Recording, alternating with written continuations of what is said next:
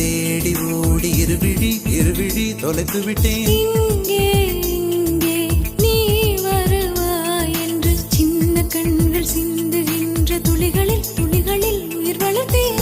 தொலைந்த என் கண்களை பார்த்த